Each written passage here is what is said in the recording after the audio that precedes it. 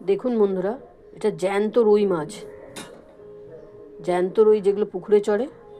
এই মাছটার ওজন ছিল 3.5 কিলো, পুকুরের জ্যান্ত রুইয়ের। এই যে দাদা কেটে 1.5 কিলো এনেছে, এই দেখুন 1.5 কিলো এনেছে। এখানে আছে, এখানে আছে, এই যে মুড়ো আর পেটিগুলো ওখানেও রেখেছি কিছুটা, আর কিছুটা এখানে রেখেছি। আর এই যে ডিমটাও বেরিয়েছে একটু, আর তেলটা দেখুন, এই দেখুন সাদা ধপধপে জ্যান্ত মাছের তেল। তো আজকে তেল পোটাও হবে, ডিমও হবে, আর সঙ্গে সঙ্গে মাছও হবে। তো এই মাছের ভিডিওটা আপনাদের কেমন লাগলো অবশ্যই কমেন্টে জানাবেন। লাইক, শেয়ার, সাবস্ক্রাইব করবেন, সাথে থাকবেন, পাশে থাকবেন বন্ধুরা।